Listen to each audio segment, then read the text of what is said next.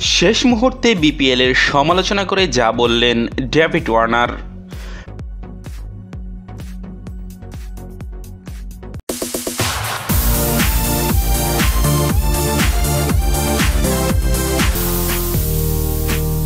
Match হেরে যে একটি কারণকেই দায়ী করলেন তিনি, আন্তর্জাতিক ক্রিকেট থেকে নিষিদ্ধ রয়েছেন ঘরোয়া ফ্র্যাঞ্চাইজি ভিত্তিক ক্রিকেট লিগে।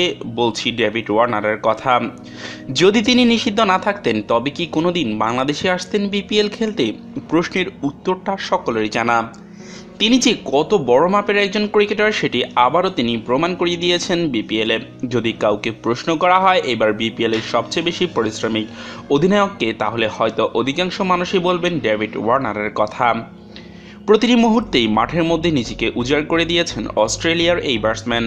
দল ভালো করতে না পারলেও অধিনায়কত্ব নিয়ে প্রশংসা কুড়িয়েছেন ডেভিড ওয়ার্নার। মাঠের মধ্যে সর্বোচ্চ দিয়েছেন তিনি। ব্যাটিং ও ফিল্ডিং এবং অধিনায়কত্ব দারুণ করেছেন। যদিও 7 ম্যাচের মধ্যে সিলেট সিক্সার জয়লাভ করেছে মাত্র 2টি ম্যাচ, তবে ব্যাট হাতে 7 ম্যাচে 350তে 223 রান করেছেন ডেভিড ওয়ার্নার।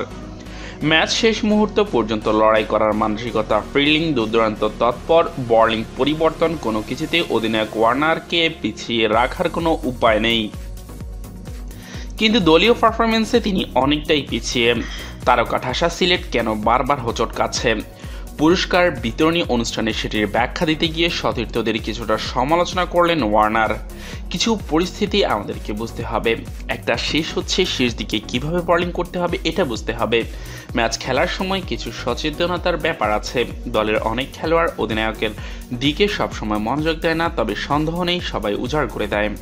অধিনায়ক হিসাবে এর আগে ইন্ডিয়ান প্রিমিয়ার লিগ সানরাইজার্স হায়দ্রাবাদের হয়ে চ্যাম্পিয়ন করেছেন ডেভিড ওয়ার্নার। ম্যাচের পরিস্থিতি, ব্যাটসম্যানদের খেলার ধরন আর বোলারদের দক্ষতা বুঝে সারাক্ষণ ফিল্ডিং পজিশন ঠিক করতে থাকেন সিলেট সিক্সার্সের এই অধিনায়ক। অনেক সময় তাকে দেখা গেছে বোলিং প্রান্তে যাওয়ার পর দূরের কোনো ফিল্ডারকে ইঙ্গিত দিচ্ছেন আকস্মিক পজিশন বদলাতে। ব্যাটসম্যানকে ফাঁদে ফেলার জন্য এই কাজটি অনেক সময় ঠিকঠাক করতে পারেননি সতীর্থ ফিল্ডার, তার দিকে যথাসময়ে না তাকানোয়। শেষ দিকে বোলারকে হয়তো তিনি একটা পরামর্শ দিয়েছেন, কিন্তু বোলার করেছেন তার বিপরীত। আজও এমন এক ঘটনা দেখা গেল তাসকিনের করা 18তম ওভারে। প্রথম বলেই নাহিদুল ইসলাম বাউন্ডারি মেরে দিলে ওয়ার্নার কিছু একটা পরামর্শ দিয়েছেন তাসকিনকে, কিন্তু এক বল পরেই দেখা গেছে পরের বলে ছক্কা মেরে দিয়েছেন মোহাম্মদ মিঠুন। তাসকিনের ঠিক পরের ওভারেই লং অফে ওয়ার্নারের ক্যাচ দিয়ে ফিরে গেছেন মিঠুন, কিন্তু ওয়ার্নারের ক্যাচটা ধরে উচ্ছ্বাসিত হননি।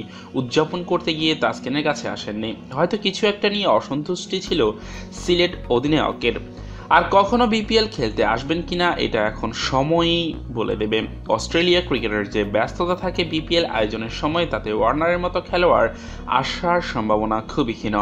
তবে ওয়ার্নার খুশি বাংলাদেশ এই টি-20 টুর্নামেন্ট খেলতে এসে। টুর্নামেন্ট নিয়ে তার কণ্ঠেই প্রশংসায় ছড়ল। দর্শকরা অসাধারণ, বিসিবির কাছ থেকে ভীষণ কৃতজ্ঞ আমাকে এখানে খেলার সুযোগ করে দেওয়ার। অসাধারণ পরিবেশ। আশা করি আমরা দল আরও কিছু ম্যাচ জিতেই তারপর বিপিএল শেষ করব।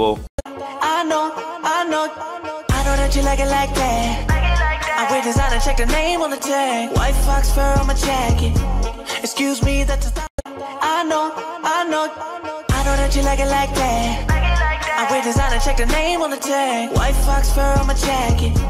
Excuse me, that's a